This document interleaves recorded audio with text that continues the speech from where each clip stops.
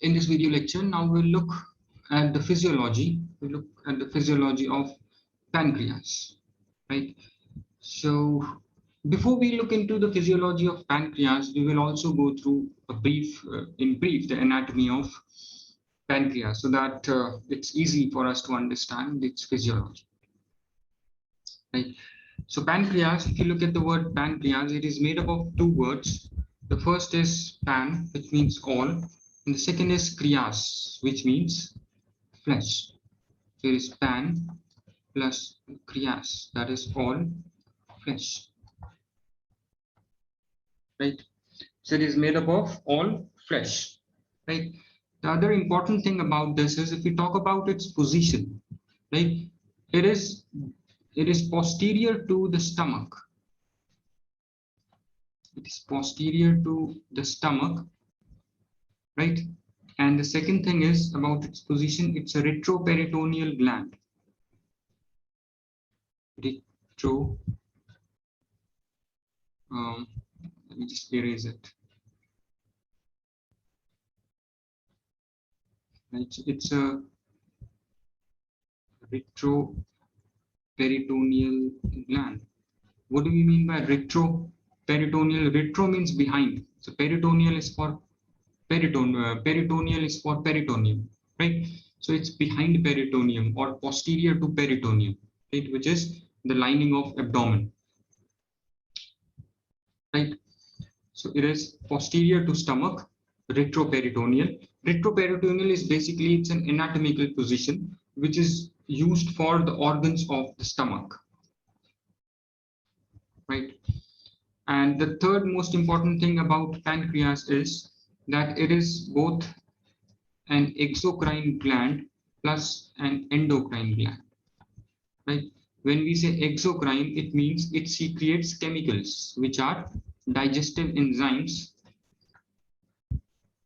plus other fluids, right? And when we say endocrine, it means it secretes hormones, right? So it is both endocrine and exocrine, but its maximum part, 99% of pancreas is exocrine, right? That is, it secretes pancreatic juice that contains various enzymes and other chemicals like sodium bicarbonate that helps in the digestion of food which is received in your duodenum, right, where maximum digestion occurs. And mainly the function of pancreatic juice, which is the secretions of pancreas, is for the chemical digestion of food in the duodenum, right? It helps in the chemical digestion of food in the duodenum.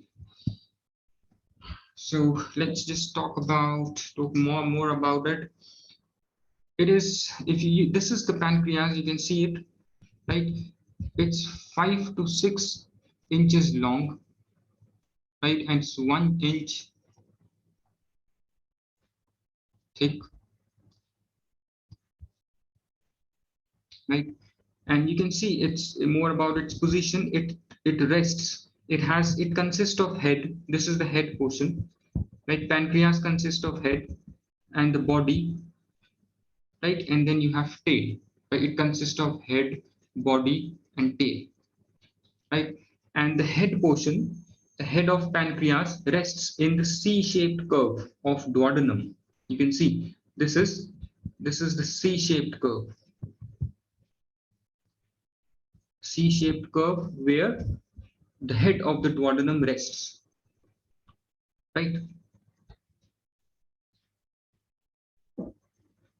And let's talk a little about its histology, right? What tissues, cells it's made up of. Histology, if we talk about, the pancreas is made up of small clusters of glandular epithelial cells. Very important. It is made up of clusters of glandular epithelial cells. Epithelial cells. We call this as acini, right? These clusters we call as acini, right? And 99% of these clusters, right, is exocrine, right, and remaining 1% is endocrine, right, and it is this endocrine portion that secretes like hormones like glucagon, insulin, somatostatin, and your pancreatic polypeptide, right? These are the hormones which are secreted by your endocrine portion of pancreas, right? And it is this 1% that constitutes the endocrine portion. We call it as pancreatic islets. To this 1%, we call it as pancreatic islets, or we call it as islets of Langerhans. Islets of Langerhans. And each islet consists of alpha, beta, and your delta, right? Delta cells that secretes your glucagon, insulin, and somatostatin, right? So remember, each of the islet consists of alpha, beta, and delta cells that secretes hormones, right? Now let's talk about little about the ducts. Right? Let's talk a little about these ducts. The diagram that you see, this diagram shows you the right lobe of liver. This shows you the left lobe of liver, right? And in both these right and left lobe, you can see the ducts coming, right? From here also you can see the ducts coming. So these ducts, the left hepatic duct, right, joins the right hepatic duct, right, into what we call as, this is the common hepatic duct, right? Hepatic is used for liver, right? Because liver consists of hepatocytes, the liver cells. So left hepatic duct and right hepatic duct joins into a common bile duct, right? Why we call it a common bile duct? Because these ducts carry bile. One of the function of liver is to secrete bile, right? And the function of gallbladder is to store bile, I'm sorry, right?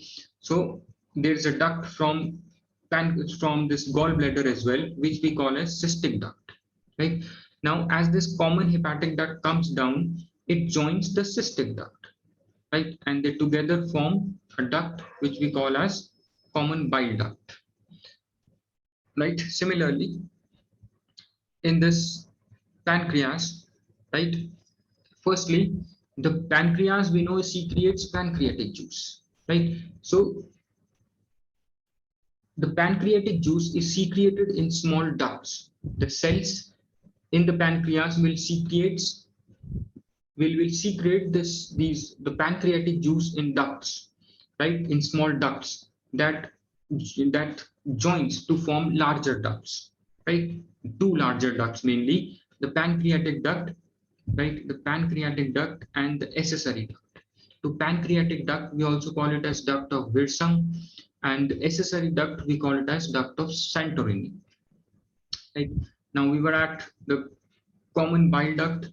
So the common bile duct from the liver and the gallbladder comes down and joins the pancreatic duct, or the pancreatic duct joins the common bile duct, right? And they together join to form a hepatopancreatic ampulla, right?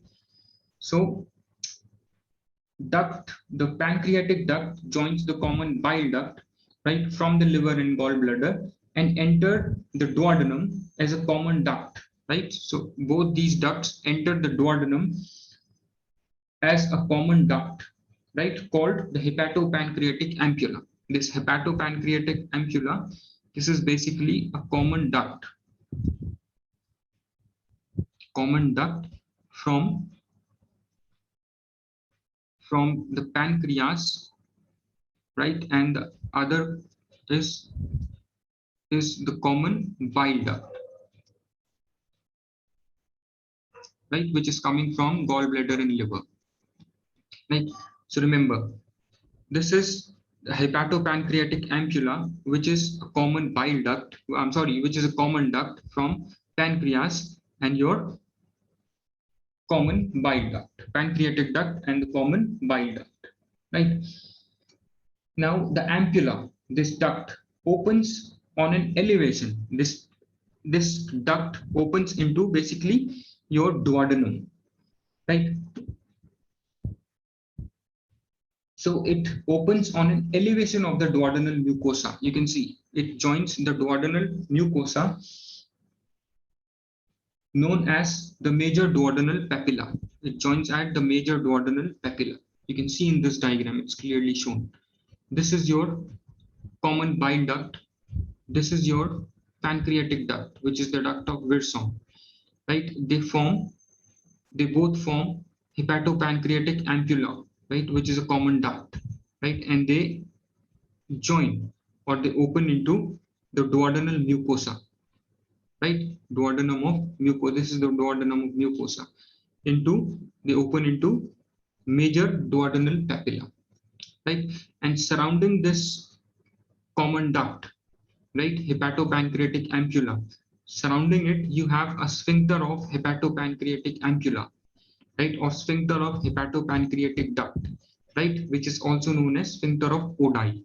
And this sphincter will guard the movement of fluid, right, or the chemical, which is your bile plus pancreatic juice from hepatopancreatic duct into your duodenum, right?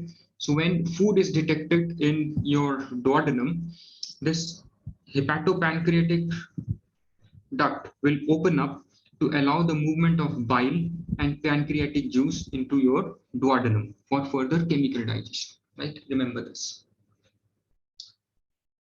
So, right, this is ducts. Things about ducts is clear, I guess, right? Now you have the passage of pancreatic juice and bile through hepatopancreatic duct. We have discussed this is regulated by the is regulated by your sphincter of Oddi, right? Remember the sphincter of Oddi. Now you have the other duct, the accessory duct, right? The accessory duct, which we also call it as duct of Santorini, right? And this duct leads from pancreas. You can see this leads from pancreas and empties into duodenum, right? This empties into duodenum. So pancreatic juice will flow from accessory duct directly into your duodenum, right? Now let's look into the composition. I hope till this point it is clear. Now let's look into the composition, and I have one very nice diagram here. This chart will show you. Let me just show you. This chart will show you, right, the ducts, right, how they join the common ducts, right? A duct from this is a right hepatic duct. This is a left hepatic duct. They both join to form a common hepatic duct from liver. Then the common hepatic duct will join the cystic duct from gallbladder to form the common bile duct, right? Which further moves down and joins the pancreatic duct from pancreas to form hepatopancreatic ampulla, which is a duct, right? And the movement of fluid from your hepatopancreatic duct, right, into the duodenum is guided by a sphincter, is regulated by a sphincter, which we called as sphincter of Oddi or sphincter of hepatopancreatic ampulla.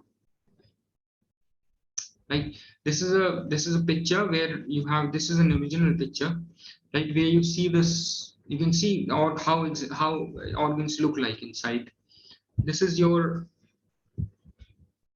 pancreas, right, and you can clearly see the pancreatic duct through which pancreatic juice flows into the duodenum, right, for chemical digestion. And here you have gallbladder, right? From gallbladder coming is common hepatic duct from gallbladder and liver, right? You have common bile duct. This is the one that joins this pancreatic duct, right? It joins the pancreatic duct at major duodenal papilla into the duodenum. right? You can easily see these things. This is your spleen, this is your diaphragm, right? This is your head of pancreas, body of pancreas, tail of pancreas. Now let's move on to the physiology part, right? Composition of pancreatic juice. An individual, right? An individual will secrete around 1200 to 1500 ml of pancreatic juice every day, right?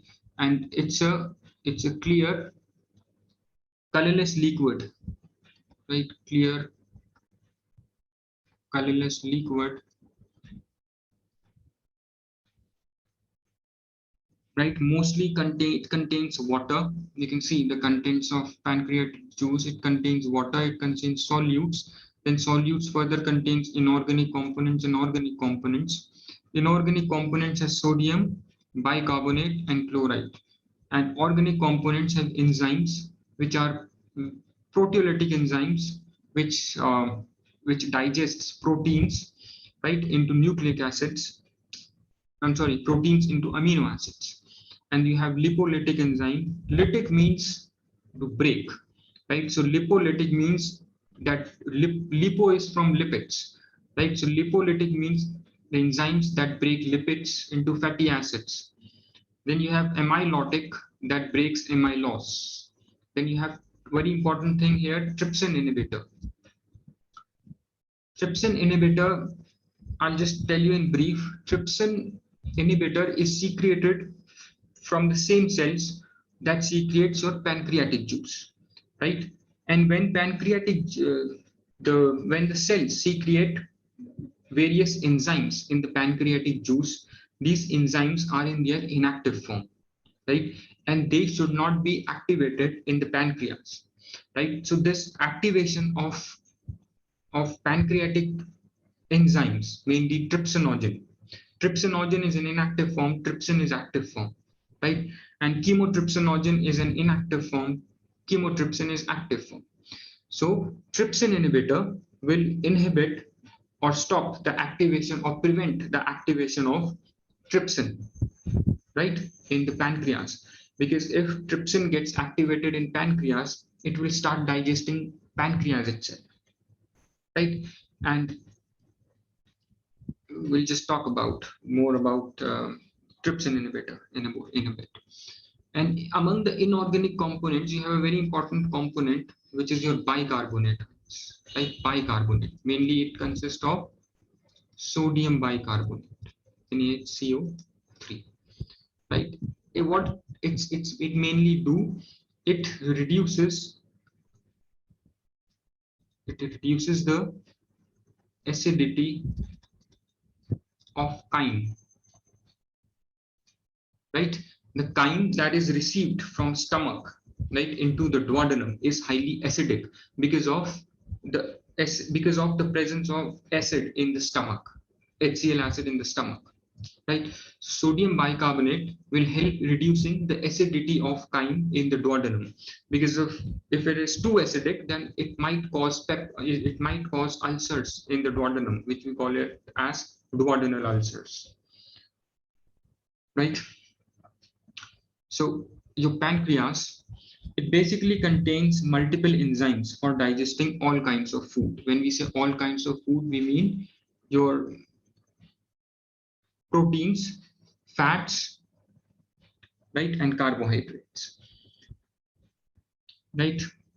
And it also contains, like I just said, the pancreatic juice contains large quantities of bicarbonate ions that neutralizes the acidity of chyme emptied into duodenum, right?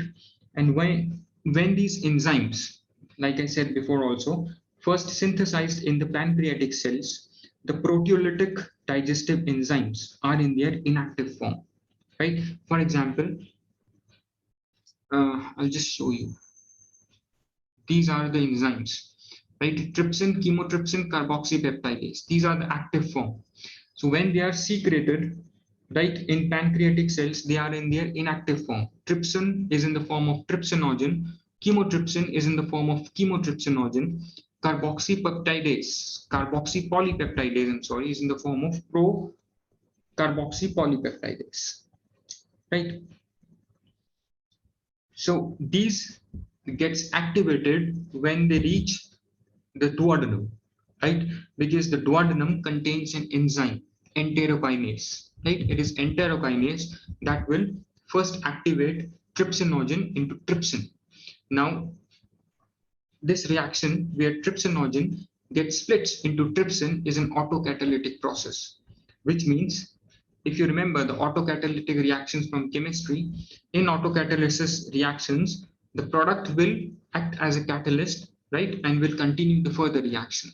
So here, the trypsin that gets formed will further continue the activation of trypsinogen into trypsin, and also the activation of other enzymes like chymotrypsin, the chymotrypsinogen and pro-carboxypolypeptidase into carboxypeptidase and chymotrypsin, right? So trypsin will activate first. Trypsinogen gets activated into trypsin in the presence of enterokinase, which is secreted in the duodenal mucosa, right?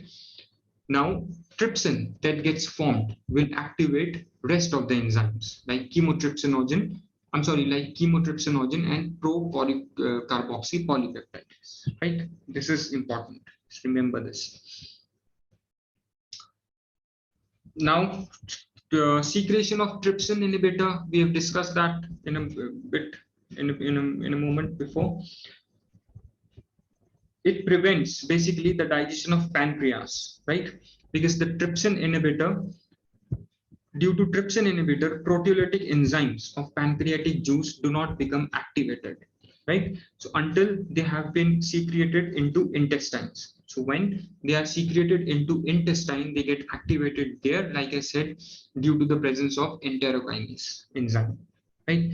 So these are secreted by same cells, right, as proteolytic enzymes. What thing? This, your trypsin inhibitor, right?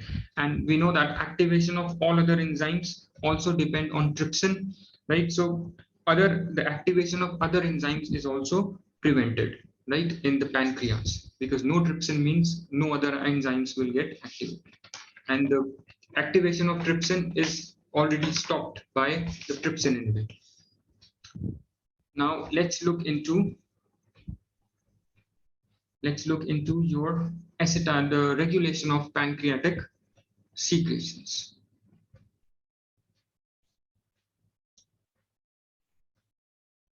Into the regulation of pancreatic secretions. So pancreatic secretions are regulated by your acetylcholine,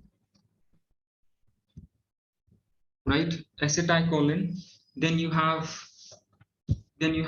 secretin, right? Hormone secretin, and the other thing you have is cholecystokinin, right? Which is CCK. We call it as CCK.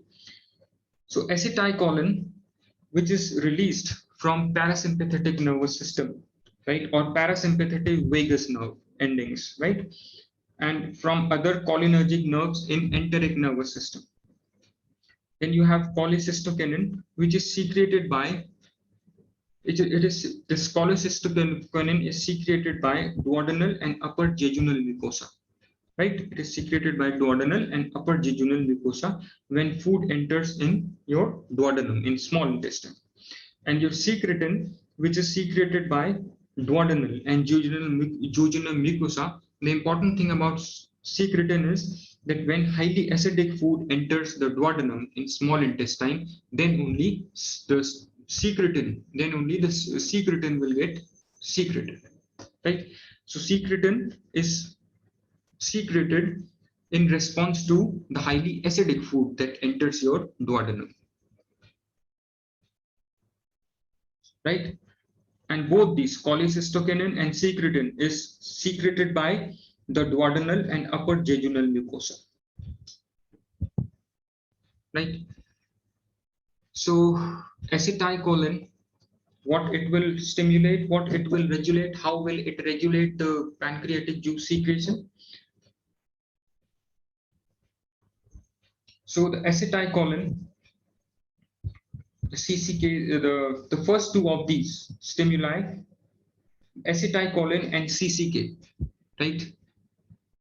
First two is, I said acetylcholine, then I said CCK, cholecystokinin, right? Then I have third is secretin, which is secreted in response to highly acidic food, right? So first two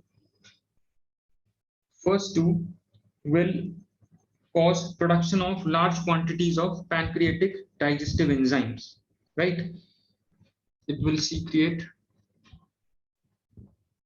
large quantities of pancreatic enzymes, right, in acinar cells, right? Now, it does not secrete enough quantities, relatively enough quantities of water and other electrolytes, right, to go with the enzymes, right? And without water, right, since an acetylcholine do not stimulate the secretion of water and other electrolytes, and without water, most of the enzymes remain temporarily in the SNE. It remains stored in the SNE and ducts until more fluid, right, secretion comes, or until more fluid is available, right, so that the fluid can take away the enzymes along with it into the duodenum, right? So secretin, this work is done by secretin. What secretin will do?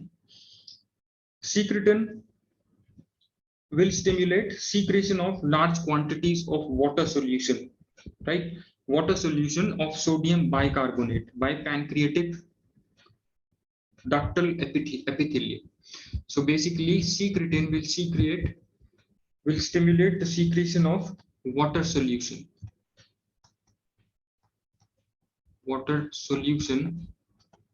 of NaHCO3, right? So what water will do? It will wash away all the enzymes, right, which is secreted by acetylcholine, or in the enzymes which were stimulated by enzyme secretion, which was stimulated by acetylcholine. It was without water, or very less water was there, due to which it was stored in acinar cells. It could not move due to the lack of water.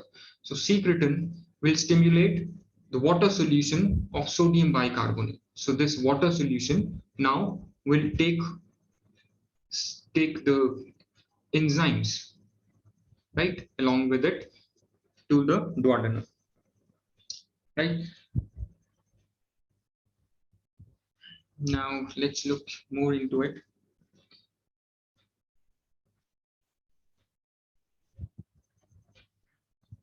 So this cholecystokinin, the CCK, right?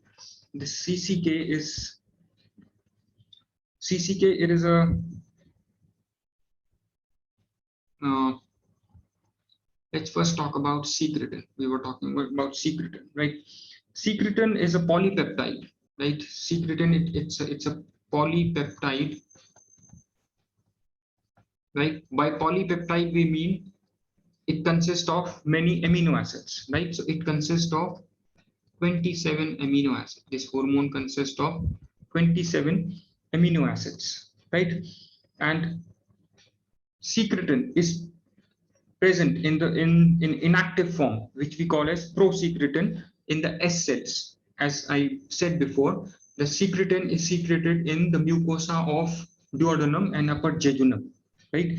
So it is secreted in the S cells of duodenum and upper mucosa, right? In the S cells, in the mucosa of duodenum and jejunum, right? In the S cells of mucosa of duodenum and jejunum, right? And remember, it is secreted in S cells in its inactive form, which is prosecretin, right? So when the acid, we said that secretin, like I earlier said, that secretin is stimulated in response to the highly acidic food when it reaches the duodenum, right? So when the acid chyme with a pH of less than 4.5 to 5, which is an acidic pH, enters the duodenum from the stomach, it causes the duodenal mucosa, right? Duodenal mucosa release and activation of secretin, right? So acidic food will stimulate the activation plus stimulation of secretin, right? And the only thing that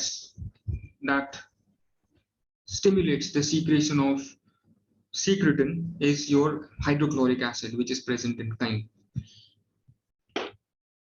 right? And secretin in turn also causes pancreas to secrete large quantities of fluid, like we discussed before, containing a high concentration of bicarbonate ions, which is used to reduce the acidity of chyme,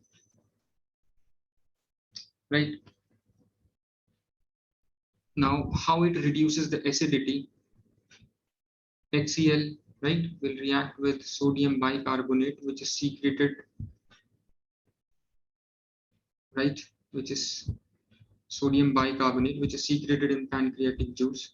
It will form sodium chloride, right, which is neutral, right? So it forms neutral sodium chloride in your duodenum, plus CO2 plus water.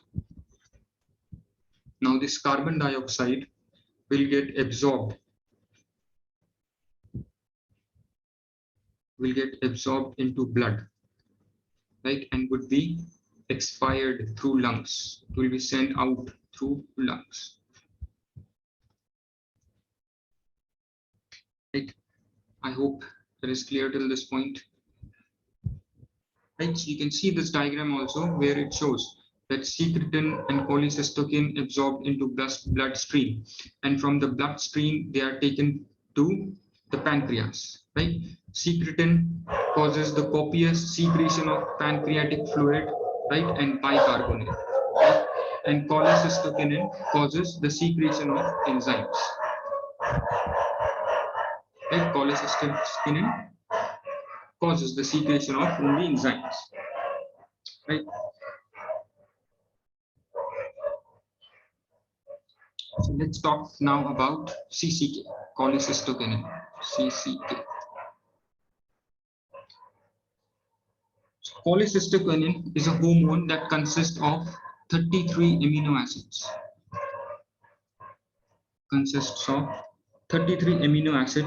Right? And these are released, right? These are released from eye cells in the mucosa of duodenum. Like secretin was secreted from S cells, now CCK is secreted from eye cells in the mucosa, right? In the mucosa of duodenum and upper jejunum, right? And the release of CCK, right, results mainly from the presence of proteoses and peptons, right, and long chain fatty acids in the chyme coming from the stomach, right? So when your duodenum will receive food that mainly consists of proteoses and peptons. What are these proteoses and peptons? These are partially digested proteins.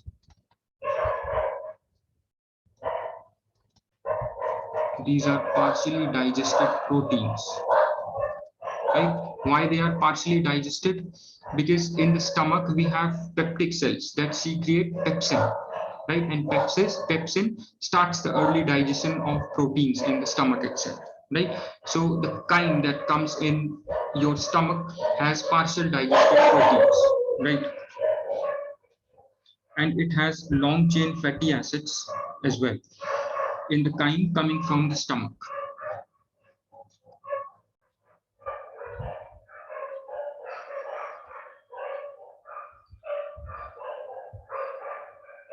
It has long chain fatty acids as well.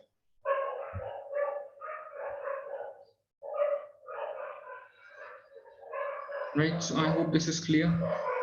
Right, so CCK, like secretin, passes by the way of blood to the pancreas, right?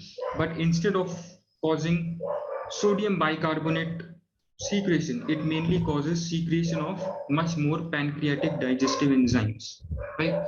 So its job is also that it causes, you can see it over here, it causes secretion of enzymes, right? And secretin causes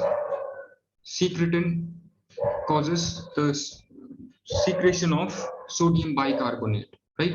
Which is again helpful to reduce the acidity or to neutralize the acidity of chyme, right? So I hope all this is clear to you. Right now, in the next video lecture, we would be looking into your pancreas. We would be looking into liver and gallbladder.